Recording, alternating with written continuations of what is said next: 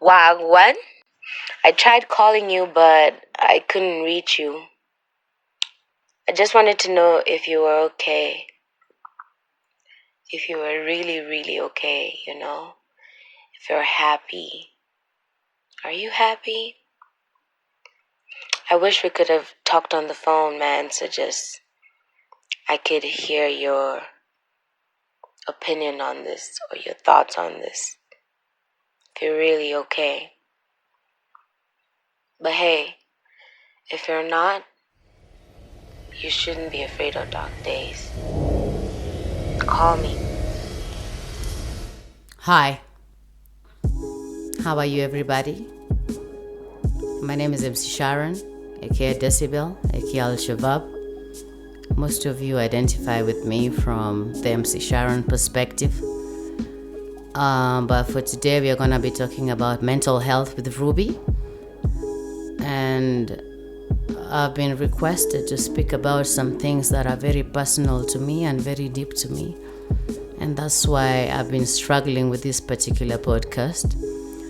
But mental health is a complex issue, and you can't fix mental health in one day.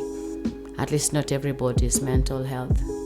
But what we can do is be there for each other and count on each other and even speak to each other, even when we don't have solutions. You understand what I'm saying? Last year on June 4th, was it June 4th? Yeah.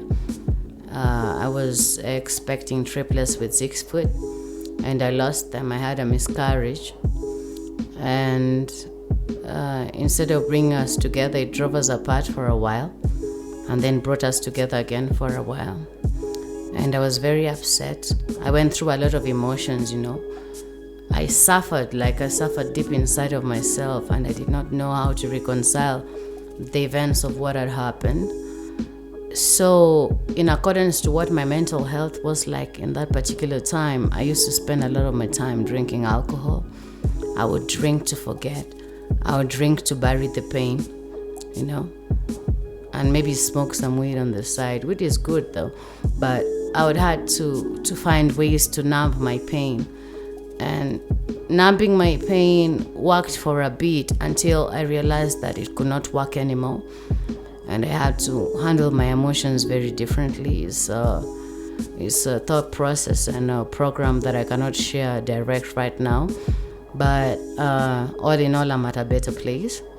And if you thought maybe about like the miscarriages, that could have been the only worst thing to happen to me. A lot has happened to me before, I've gone through rape. I'm a multiple rape victim, or what they call rape survivors. I've gone through that. And I've also gone through brutality. I've gone through a lot of bullshit in this industry just to be able to stand out and do things on my own and stand on my own 2 feet. You understand, yeah? So, but all in all, mental health is something I believe that you should give prevalence and precedence, and it should even be put in the national budget and things like that, because a lot of Kenyans are suffering in silence and are suffering under the guise of social media and what they call keyboard warriors, just for them to have a semblance of how life is gonna be when they're gonna be even more fake than they are already. So I think I'm just gonna leave it at that. I really don't want to talk about this much. Already, even right now, the kind of emotions I have going through me are probably bigger than me myself. But I said, I lost what I lost, and I gained what I gained. And at the end of the day, anybody who's suffering from depression, schizophrenia, and suicidal thoughts, and chronic trauma, they need to be able to avail themselves in a facility where they can get help. But fortunately or unfortunately, sometimes in Kenya, such situations are not available. And that's why I'm actually really glad that you're doing this thing you're doing with Kings and mental health, because mental health is important. Mental health is fundamental. But in the suppression of African systems, we have taught ourselves as Africans not to feel things. Everybody is afraid to feel, oh, as a woman, it will make you less of a woman. As a man, it will make you less of a man. To be able to feel your pain and encounter your demons and face your fears. In Africa, we found a way to block it out. And I thought it was just Africa, but also in Black America, it's like going to a shrink is a white people thing. And so all in all, after everything I'm gonna be able to say and not being able to say, I really hope that one day, one time, we can have a platform and a forum through which we can make hip-hop great and even greater than what it already is by virtue of social legacy and social responsibility. Social responsibility.